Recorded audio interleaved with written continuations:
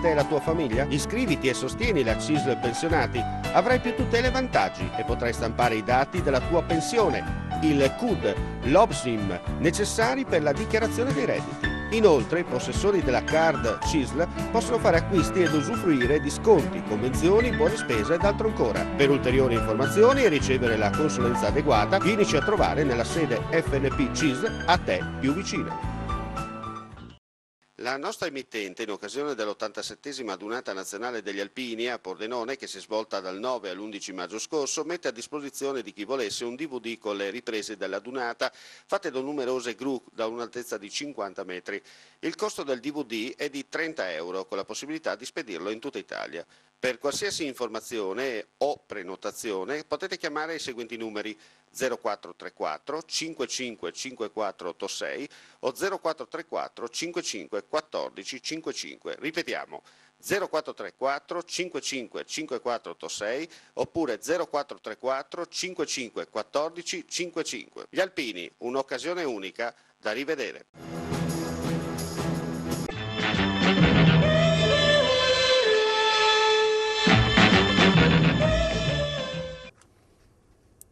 Protesta questa mattina da parte degli operatori del CARA e CIE di Gradisca. Da mesi chi dovrebbe dare il buon esempio non paga. Manuela De Biasio, portavoce degli operatori. Sì, noi aspettiamo l'ultimo stipendio che abbiamo ricevuto, è quello di febbraio.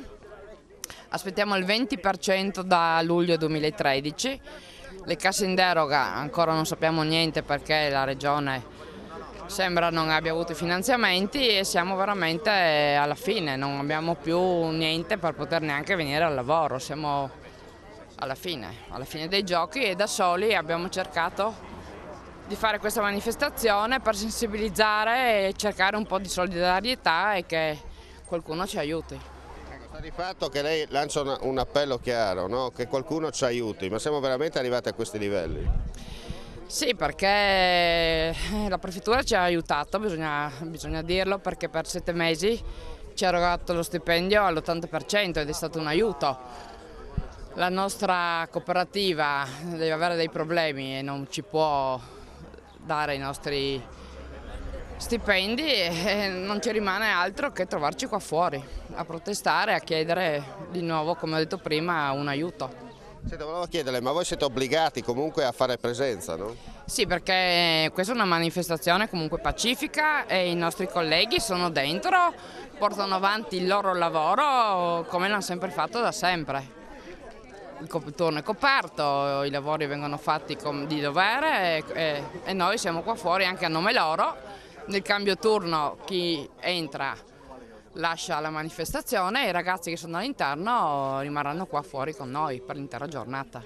Anche chi opera come informatore legale per gli ospiti da mesi non riceve un becco di un quattrino.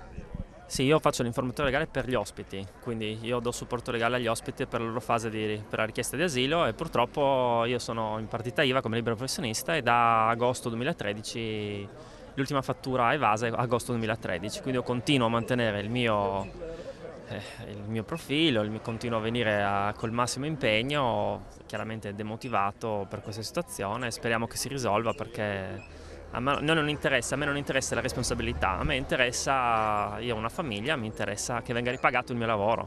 Ma le sembra un po' logico che lo Stato non paghi? No, anche perché io dico sempre, noi forniamo un servizio parastatale se vogliamo, perché comunque lo Stato prende dei soldi per l'immigrazione e i richiedenti asilo vengono mandati qua e noi facciamo anche un servizio, se vogliamo, di ordine pubblico, perché comunque sia gestiamo tutto un percorso dall'ingresso fino alla richiesta di asilo e oltre. Ritengo opportuno ritengo che forniamo un servizio allo Stato anche, quindi è giusto che lo Stato si interessi di noi. Poi per carità ci possono essere dei problemi burocratici, più volte anche con la prefettura ci siamo confrontati, però la soluzione bisogna trovarla.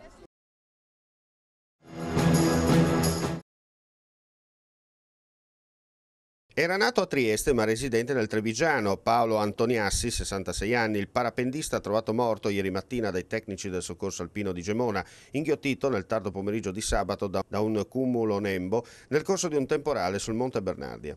La salma è stata trovata grazie alla segnalazione di un cacciatore che aveva individuato la vela del paracadute penzolare da un albero.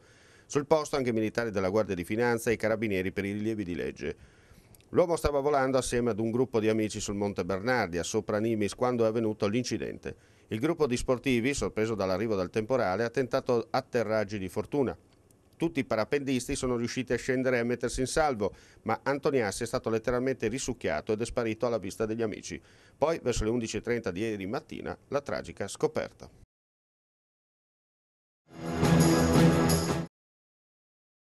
Hanno lavorato intensamente fino a ieri, senza sosta, i vigili del fuoco impegnati per lo spegnimento dell'incendio sviluppatosi nel pomeriggio di sabato alla FAR di Reana de Royale. L'allarme era scattato intorno alle 17, quando da un capannone, recentemente costruito ed adibito a magazzino, hanno iniziato a sprigionarsi fiamme e fumo. Per la FAR, azienda molto conosciuta nel settore siderurgico e che conta quasi 300 dipendenti, oltre ai danni strutturali va segnalata anche la perdita di quasi tutti gli stampi in legno, patrimonio dell'azienda e fondamentali per permettere la formatura dell'acciaio. I danni ammontano a centinaia di migliaia di euro perché il capannone adibito a magazzino è andato completamente perduto. In corso le indagini di polizia giudiziaria per chiarire le dinamiche reali dell'incendio. Tutte le piste vengono battute. Una motovedetta del presidio nautico e di frontiera del commissariato di Duino a Risina ha soccorso sulla spiaggia sottostante il castello di Duino un uomo che aveva riportato una ferita al capo in seguito a una caduta mentre si arrampicava su un costone di roccia. Avvistati da un diportista, gli operatori lo hanno trovato cosciente e lo hanno portato al porticciolo di Duino, dove è stato soccorso dal personale del 118. Ricevute le prime cure, l'uomo, che aveva raggiunto in kayak la spiaggia e scalato il costone, era scivolato procurandosi la ferita, atteso l'arrivo della moglie che l'ha accompagnato all'ospedale di Monfalcone. Il grande trionfatore delle elezioni in Slovenia è l'outsider Miro Cerar, che ha riscosso il 34,61%, 36 seggi su 90, record assoluto nei 24 anni di storia parlamentare nell'ex Repubblica Jugoslava. Al secondo posto per consensi è il Partito Democratico Sloveno, area centrodestra, dell'ex premier Janez Janša con il 20,69% e 21 seggi. Segue il partito dei pensionati Deus, area centrosinistra, con il 10,21, pari a 10 seggi. Rispetto agli exit poll è scesa di un punto percentuale la Sinistra Unita, che ha raccolto il 5,97% di consensi, 6 seggi. I socialdemocratici si sono attestati al 5,95 con 6 seggi. A seguire ci sono il partito Nuova Slovenia di centrodestra con il 5,54 e infine Alleanza di Alenka Bratušek, centro-sinistra, con il 4,34%. 2 seggi parlamentari sono infine riservati ai rappresentanti della minoranza italiana e ungherese. L'affluenza alle urne è stata come previsto bassa, ha votato il 50,9% degli aventi diritto, record negativo in Slovenia. Indetti i 2 bandi di concorso per premiare le migliori tesi di dottorato di ricerca sulla geologia delle Dolomiti e i progetti innovativi per la progettazione di un modello geologico del territorio dolomitico. Le domande dovranno essere inviate alla sede della Fondazione Dolomiti UNESCO in Corso Italia 77 a Cortina d'Ampezzo, tramite raccomandata, entro e non oltre il 31 luglio 2014 e verranno esaminate da 2 commissioni di esperti in geologia e paesaggio dolomitico, appositamente costituite.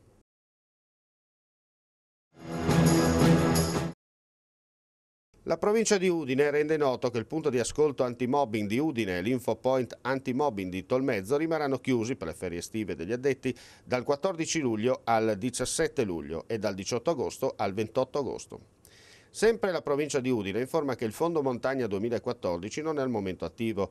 Si invita pertanto a non far pervenire agli uffici le domande di contributo, le quali non verranno prese in considerazione ai fini di eventuale riparto. Eventuali ulteriori comunicazioni relative alla contribuzione verranno fornite successivamente al reperimento dei fondi necessari. Restiamo in provincia. Se da un lato la Regione Friuli Venezia Giulia, con una decisione che pare quantomeno inopportuna, non ha previsto la riserva dei posti dedicati ai soggetti disabili nell'ambito delle graduatorie dei lavoratori di pubblica utilità, la provincia di Udine non solo ha erogato oltre 200.000 euro nel corso del 2013 per garantire assunzioni e stabilizzazioni, ma ha anche deciso di prorogare il termine per la presentazione delle domande di incentivi al 31 ottobre. Sono oltre 3.500 i lavoratori disabili inseriti nella lista provinciale, istituita dall'ente intermedio per agevolare l'incontro per agevolare l'incrocio domanda-offerta e rendere concreta la possibilità di un'occupazione a chi è disabile.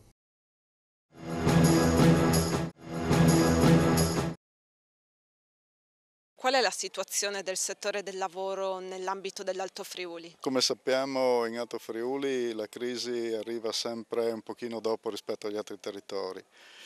Ci sono delle imprese che stanno investendo, su cui abbiamo delle buone speranze, e ci sono imprese che sono ancora in difficoltà. Il settore dell'edilizia anche da noi è conosciuto un tracollo pesantissimo.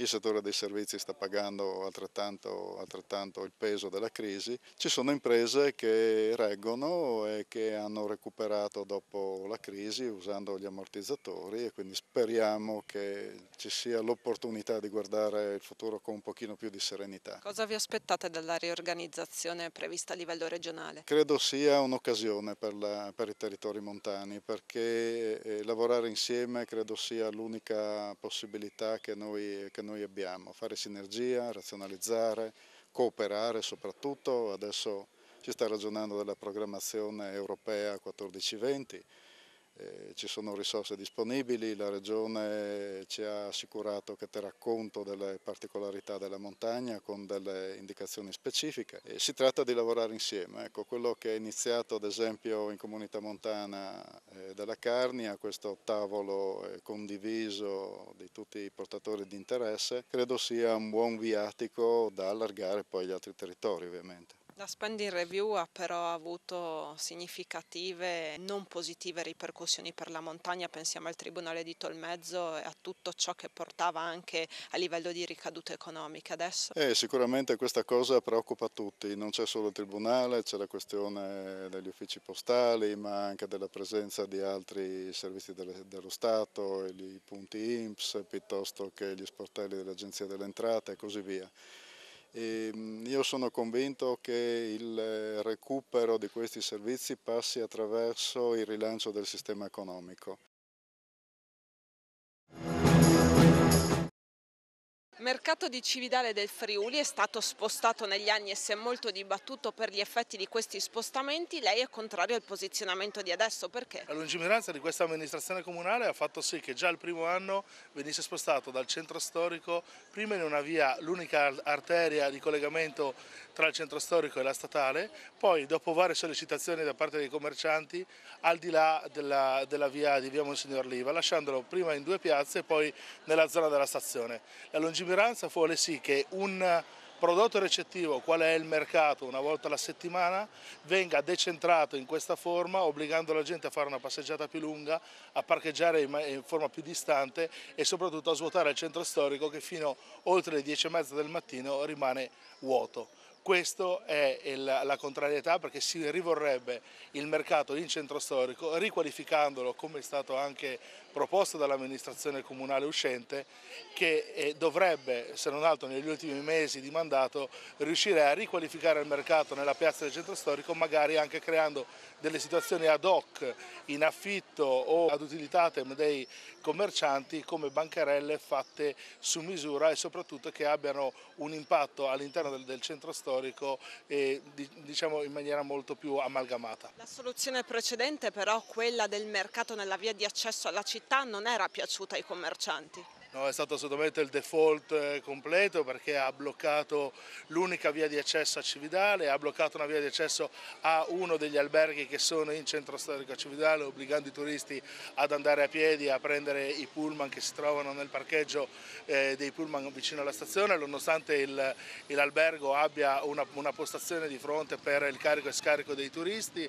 Ha bloccato il centro storico e la via di accesso a tutta Cividale centro dalle 6 del mattino alle 2 del pomeriggio. Il sabato questo diventa veramente una situazione non solo penosa, ma quanto mai dannosa nei confronti dei commercianti, ma anche dei residenti. Il nostro gruppo Media Triveneto ricerca un coordinatore commerciale addetti alla vendita di pubblicità nelle regioni Friuli Venezia Giulia e Veneto. In particolare le aree interessate sono Pordenone, Udine, Portogruaro, Trieste e Treviso. Interessati o interessate potranno telefonare in orario d'ufficio allo 0434 55 14 55, lasciando le proprie generalità e numero di telefono per il colloquio preliminare. Previsioni del tempo per martedì 15 luglio. Cielo in prevalenza variabile. Sarà possibile nel pomeriggio qualche locale rovescio, forse temporalesco, più probabile sui monti, non escluso anche sulla pianura. Te e la tua famiglia? Iscriviti e sostieni la CISL Pensionati. Avrai più tutele e vantaggi e potrai stampare i dati della tua pensione, il CUD, l'OBSIM, necessari per la dichiarazione dei redditi. Inoltre, i possessori della card CISL possono fare acquisti ed usufruire di sconti, convenzioni, buone spese ed altro ancora. Per ulteriori informazioni e ricevere la consulenza adeguata, vienici a trovare nella sede FNP CISL a te più vicina. La nostra emittente, in occasione dell'87esima adunata nazionale degli alpini a Pordenone, che si è svolta dal 9 all'11 maggio scorso, mette a disposizione di chi volesse un DVD con le riprese della dunata, fatte da numerose gru da un'altezza di 50 metri. Il costo del DVD è di 30 euro, con la possibilità di spedirlo in tutta Italia. Per qualsiasi informazione o prenotazione potete chiamare i seguenti numeri: 0434 55 5486 o 0434 55 14 55. Ripetiamo: 0434 55 5486 oppure 0434 55 14 55. Gli alpini, un'occasione unica da rivedere.